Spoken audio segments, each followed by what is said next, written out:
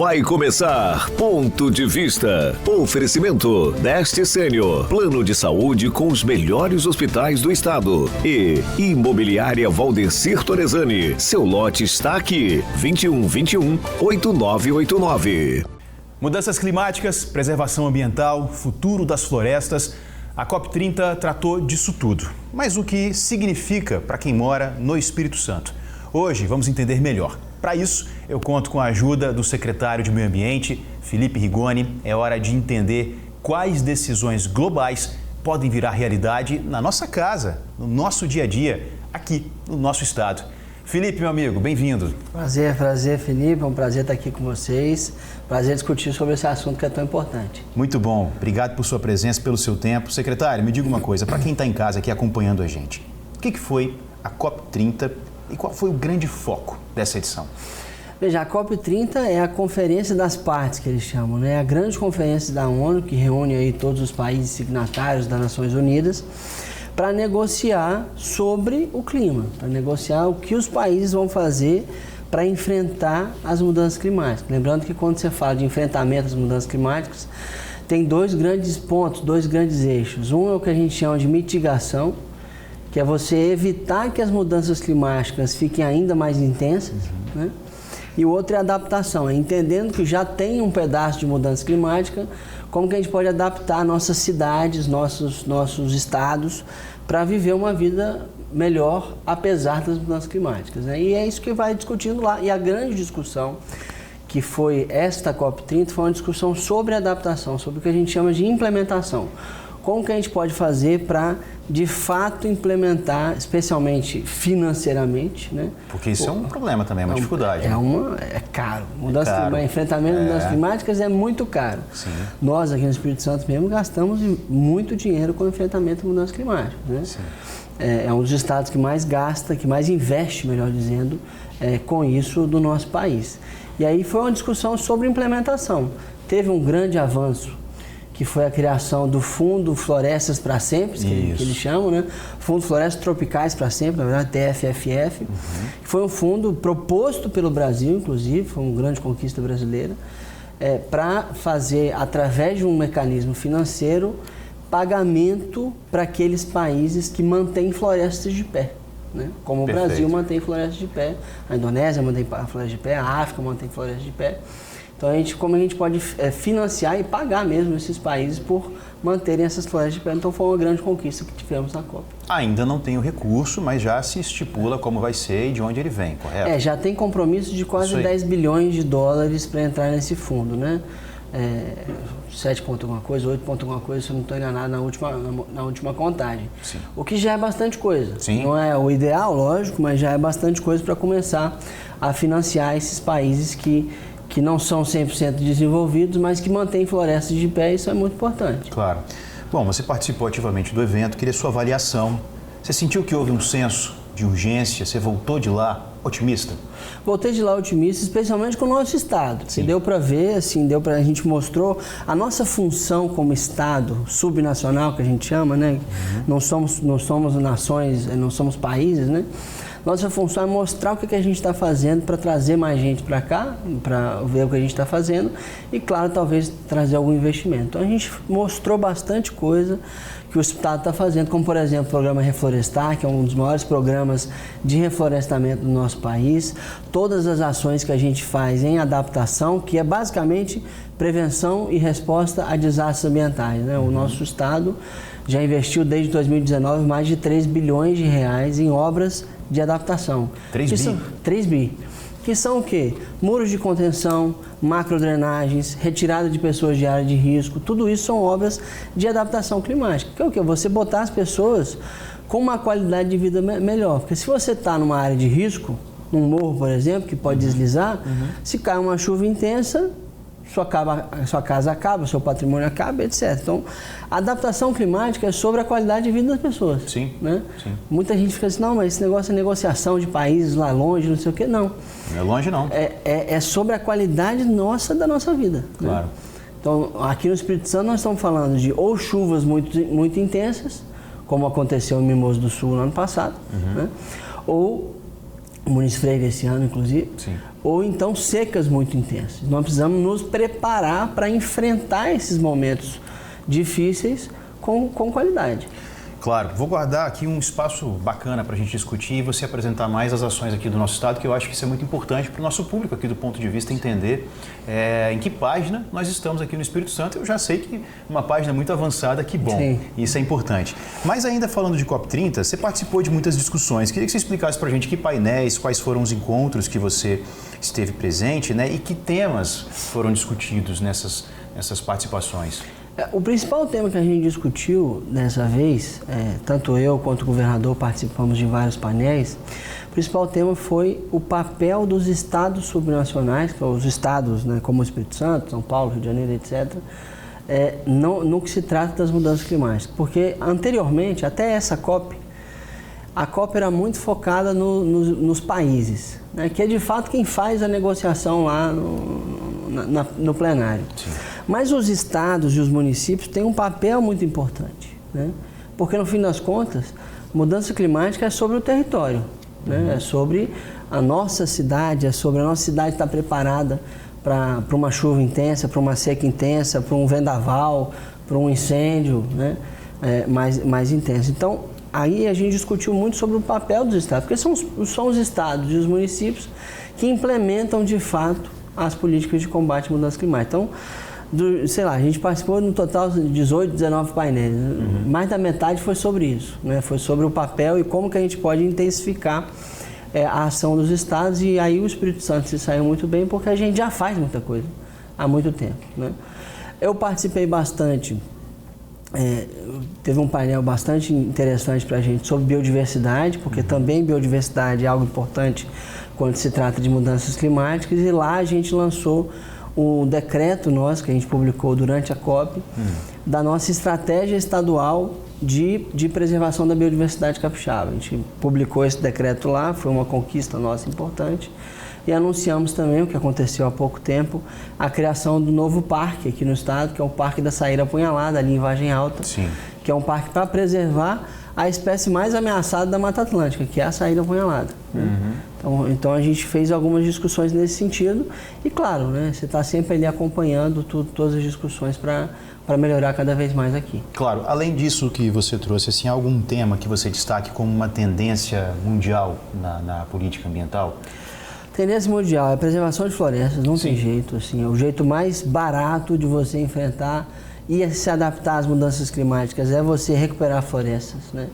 E cada vez mais os painéis da COP têm se voltado para isso. Não à toa o Brasil propôs o TFFF, né, que é esse Fundo para a Preservação de Florestas Internacionais. E você tem uma discussão muito grande agora de adaptação climática, que é aquelas obras que você tem que fazer, como eu disse anteriormente, para ajudar que as pessoas não passem por um desastre mesmo num evento muito extremo, mesmo numa chuva muito intensa, mesmo numa seca muito intensa, que as pessoas tenham ali condições de atravessar aquele momento com qualidade de vida, né? Então, isso tudo é muito caro, né? É importante a gente saber disso. Então, a grande discussão é como financiar essas coisas. Sim. Né? E vai precisar, a gente não conseguiu terminar esse acordo nessa COP, vai se estender até a próxima COP, vai precisar de muito dinheiro, especialmente dos países desenvolvidos. Ô Rigoni, você acha que a população em geral ela está se sensibilizando e entendendo mais que esses fenômenos que antes eram discutidos, que eram possibilidades, que isso vai acontecer, você acha que as pessoas estão mais conscientes de que isso é uma realidade, uma dura realidade, uma triste realidade, e que isso é um papel, claro, também do poder público, mas da sociedade civil também? Você acha que a população está mais consciente disso? Eu acho que está acelerando a consciência, vamos dizer assim. Falta ainda, né? Falta, lógico, com certeza falta, mas muitas pessoas já estão percebendo, porque, cara, os desastres estão aí. Né? A gente teve Mimoso do Sul no ano passado, a gente teve Rio Grande do Sul no ano passado, que foi um desastre em proporções enormes. Né? A gente teve uma seca aqui em 2015 a 2017, que todo mundo que está na agricultura capixaba sabe o tanto que foi sofrido por conta daquela seca. Com certeza. Então, e isso tudo é fruto das mudanças climáticas. Mudança climática é o quê? São esse tipo de eventos, seca, chuva, vendaval, incêndio, só que mais intenso, mais frequente, com menor capacidade de ser previsível. Né? Claro. Então, mudança climática, no fim das contas, é isso. Então as pessoas estão percebendo pela dor. Né?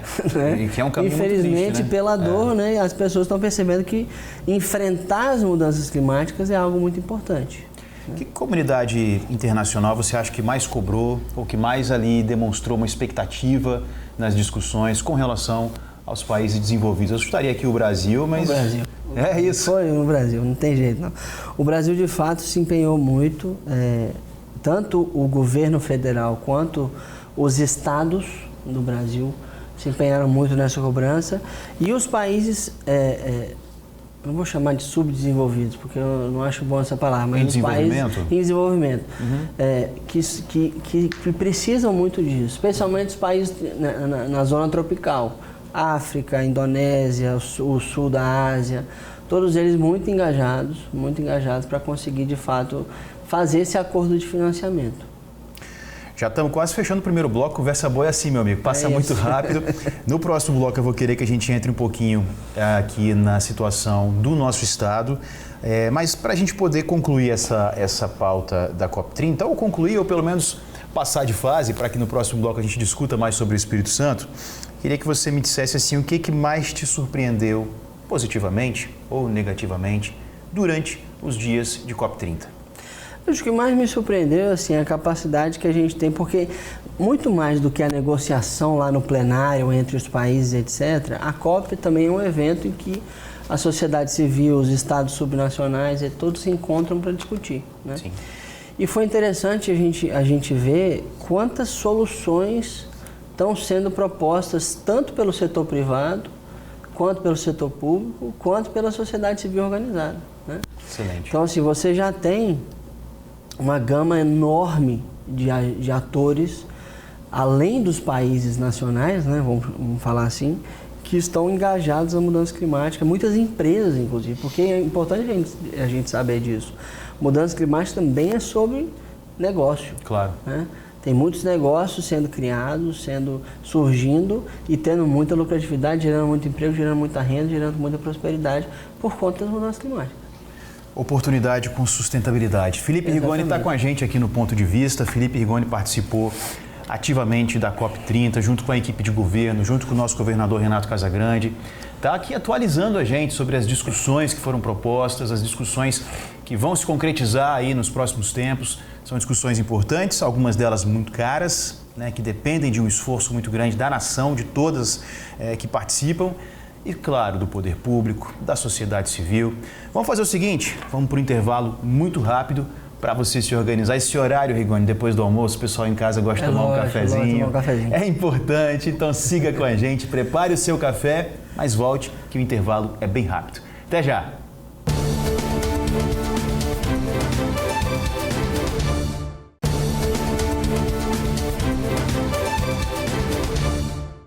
De volta com o Ponto de Vista, na sua companhia e na companhia do secretário de Meio Ambiente, Felipe Rigoni. Meu amigo, meu xará, Felipe, ativamente aqui nas questões ambientais, não só do nosso estado, do Brasil e também do mundo, com uma participação intensa na COP30, atualizando aqui a gente sobre as discussões, as principais discussões. Rigoni, vamos fazer o seguinte, vamos tentar conectar essas discussões da COP30 que dialogam diretamente com a realidade aqui do nosso estado. Você já deu um aperitivo ali no primeiro bloco, explicou um pouquinho, vamos aprofundar um pouco mais. O que você percebeu ali nas discussões que conectam diretamente com a nossa realidade, um ou mais assuntos? Veja, quando a gente fala, por exemplo, de recuperação florestal, como eu disse, é o jeito mais barato, mais fácil de você enfrentar as mudanças climáticas. Nós temos um dos programas mais antigos e mais desenvolvidos de reflorestamento do nosso país, que é o Programa Reflorestar. É um programa que já envolveu mais de 5.500 produtores rurais aqui no nosso estado, já reflorestou mais de 13 mil hectares de floresta e todos os anos a gente adiciona cerca de 700 produtores rurais e 1.400 hectares de floresta a ser recuperada. Existem compensações, Rigoni? O que a gente faz? A gente paga o produtor rural para reflorestar um pedaço da terra dele. Então, é sobre reflorestamento? Sim, mas também é sobre ter lucro, é sobre ter o seu sustento ali. Porque eu costumo dizer o seguinte, quem está no vermelho não se preocupa com o verde, entendeu? Se o cara está passando necessidade, precisando sustentar a família dele, ele não vai se preocupar em preservar a floresta, ele vai se preocupar em plantar alguma coisa para tirar o sustento. Claro. Né? Então, por isso que a gente paga para ele tanto o custo do reflorestamento quanto um pedaço para ele ter lucro de fato, né? Então, por isso que tem dado muito certo. A gente tem muita experiência, são 14 anos de programa, e tem dado muito certo nesse sentido, tanto que vários estados do Brasil têm acordo de cooperação com a gente para aprender como é que faz o reflorestar. Pô, interessante. É isso, super legal. A gente está servindo de modelo, então. Estamos servindo de modelo para vários estados para fazerem os seus programas de pagamento por serviços ambientais.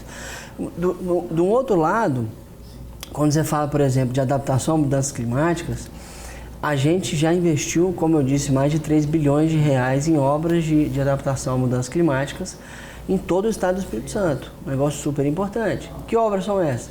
A macrodrenagem de Vila Velha, por exemplo, é uma obra nesse sentido, né? Para dar um exemplo.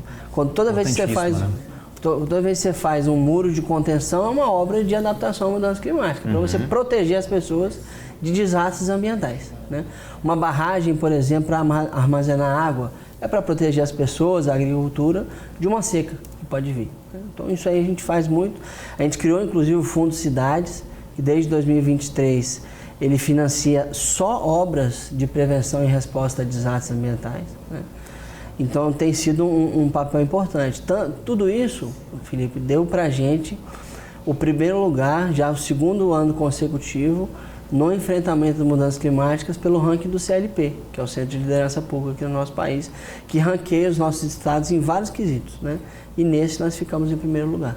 Sensacional, excelente notícia. Excelente notícia. Exatamente. Como é que está a questão dos parques, Rigoni, que começou-se, né, a se falar muito sobre uma reorganização dos nossos parques estaduais? Isso está andando? Como é que você atualiza isso para a gente? Sim, nós estamos fazendo todos os estudos necessários para fazer a modelagem da concessão dos parques, Sim. que é basicamente você trazer o setor privado para investir no parque, melhorar o turismo, melhorar a preservação ambiental daquele parque. Perfeito. Ainda está na fase de estudo, mas isso deve andar ao longo do ano que vem. E a gente tem uma notícia muito boa há uma semana atrás, 2 semanas atrás mais ou menos, que a gente criou um novo parque, né? Há 15 anos o Espírito Santo não criava uma unidade de conservação. Nós criamos um novo parque, que é o Parque da Saíra Apunhalada, lá em Vargem Alta. Vargem Alta, 240 hectares de um parque que foi criado especificamente para proteger uma espécie, que é a espécie mais ameaçada da Mata Atlântica, que é a saíra apunhalada. E que tem aqui. E que só tem no Espírito Santo. Exatamente. São 22 indivíduos, 22 passarinhos que existem, todos ali em Vargem Alta. Cara, sensacional isso. Está aqui no nosso estado. E que Aqui no nosso importância, né, estado. esse parque? Importantíssimo, importantíssimo. Ô, Rigoni, você acha que o setor econômico do Espírito Santo, a indústria, a agricultura, os portos, você acha que eles estão preparados para essa agenda verde? Veja, preparado ninguém está. Ninguém está. Né? A gente está se preparando, mas a notícia boa nesse sentido é que o Espírito Santo é um dos estados que tem a maior convergência nesse sentido com o setor privado. Porque, por exemplo, a gente tem o nosso plano estadual de descarbonização, né? Que é parte do enfrentamento à mudança climática. Isso é um plano o quê? Que as indústrias, as empresas vão ter que se descarbonizar, vão ter que mudar seus processos produtivos para descarbonizar. Esse plano foi feito com as empresas. As empresas toparam, né, e assinaram esse plano. Então nós temos aí várias empresas fazendo de fato já a sua tarefa de casa, né? Por exemplo, no nosso estado, a gente lançou agora o Fundo de Descarbonização do Capixaba com 500 milhões de reais, né, para financiar a descarbonização da indústria capixaba, né? Então, para além das empresas estarem já engajadas, nós também do setor público estamos ajudando, estamos dando um empurrãozinho. Né? Criamos um fundo só para isso, para as empresas terem ali o seu financiamento para conseguir descarbonizar. E assim a gente vai. Papel do cidadão nisso tudo. Vamos falar do papel do cidadão, porque a gente já abordou aqui o setor privado, né, econômico, o setor público e o cidadão. O papel do cidadão é entender que a sua prática também afeta as mudanças climáticas. Quando você, por exemplo, infelizmente tem pessoas que ainda queimam lixo. Né? Queimam lixo, você pode estar causando um incêndio numa floresta. Né? Sim. Isso aconteceu muito no ano passado aqui no nosso estado. A gente teve várias queimadas dentro de parques, inclusive, no Parque Mata das Flores tivemos um problema muito grande. Por quê? Porque pessoas botaram fogo em lixo, esse fogo pegou, estava muito seco, pegou um pouquinho, né? Espalhou, queimou dezenas de hectares de floresta. Então, assim, a prática, né, a sua prática do dia a dia influencia as mudanças climáticas. Se você economizar água, por exemplo, você está ajudando. Né? Se você não queimar lixo, você está ajudando. E, claro, no seu hábito de consumo. Se você consegue fazer uma escolha, se você tem condições, por exemplo, de fazer uma escolha, de abastecer seu carro ao invés de gasolina com álcool, você já ajuda muito. Sim. Né? Então, tudo isso é pela escolha de consumo das pessoas que as empresas vão mudar os seus processos produtivos. Claro, claro. No fim das contas, o cliente é que tem razão. Então, Pois é. se as pessoas mudam suas escolhas, as empresas também mudam. Elas são obrigadas. Agora, é legal isso que você falou, né, sobre o papel consciente, porque o cidadão acha que, não, é só uma sacola de lixo que eu joguei naquele córrego, é só uma cadeira que está ali, né, que é o que mais tem, é cadeira, é geladeira, é sofá. Só que aí vários fazem isso, né, vários cidadãos fazem isso, descartam de maneira irregular. Isso vai gerar ali um passivo muito grande. Isso vai acabar com aquele córrego que vai se transformar ali num depósito. Vem a chuva, vai alagar tudo. Vai alagar tudo. É uma consequência, não tem para onde correr, né? Se você faz isso, por exemplo, você joga coisa na canaleta de drenagem, por exemplo, da sua cidade, você acaba causando um inundamento. Claro. Né? Causando um alagamento ali da sua cidade. Claro, claro. Vamos Então, falar do... pois não. Muito importante essa consciência das pessoas. Claro. Estamos quase chegando aqui no fim. Eu já falei que conversa boa é um negócio de doido, rapaz. Passa voando. Mas assim, em termos de desafio ambiental aqui para o Espírito Santo, se a gente puder resumir, já discutimos ao longo dessa edição, o maior desafio ambiental que você enxerga, que você percebe que o Espírito Santo precisa vencer essa etapa? Veja, nós estamos no caminho de vencer esse desafio, mas o maior desafio capixaba, assim como brasileiro, é cumprir a recuperação florestal que a gente precisa. Nós temos aqui o PRA, que é o Programa de Regularização Ambiental, que todos os agricultores que têm ali sua propriedade rural precisam ter 20% da sua propriedade reflorestadas e todas as APPs, que são as áreas de proteção permanente, reflorestadas. Então, a gente tem o cadastro ambiental rural, que todo mundo vai lá e cadastra a sua propriedade. Quem tem passivo nesse sentido, ou seja, ao invés de 20, você tem 15, você tem que recuperar os 5% que faltam. Nisso tudo, dá mais de 160 mil hectares de floresta que a gente tem que plantar aqui no estado ainda. Né? Ou seja, então é um desafio grande que nós estamos no caminho, nós estamos, inclusive, muito mais avançados do que todos os outros estados do nosso país, mas é um desafio grande. Quanto mais rápido a gente fizer, melhor para nós, porque isso recupera nascente, isso impede morro de deslizar, isso tem todo um benefício ecossistêmico para a nossa população. Meu amigo, mensagem que fica depois da participação na COP, de tudo que você viu ali, qual a mensagem que fica para a população sobre o que vem pela frente? Veja, o que eu quero dizer é o seguinte, a mudanças climáticas não está longe da gente, ela está aqui. É sobre a nossa qualidade de vida. É sobre a gente ter capacidade de enfrentar uma seca e não faltar água para ninguém. É sobre a gente ter a capacidade de enfrentar uma chuva muito intensa e não morrer ninguém perder o patrimônio todo, a gente ter condições de fato de enfrentar esses desafios. Então, assim, mudança climática é sobre nós, claro. Né? No fim das contas, é sobre as nossas vidas.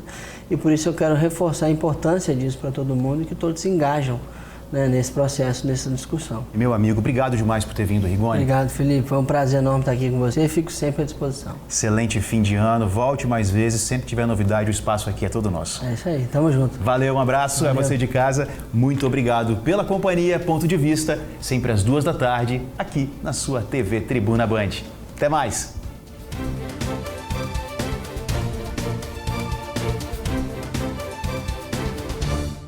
Você assistiu Ponto de Vista. Oferecimento Deste Sênior. Plano de saúde com os melhores hospitais do estado. E Imobiliária Valdecir Torezani. Seu lote está aqui. 2121-8989.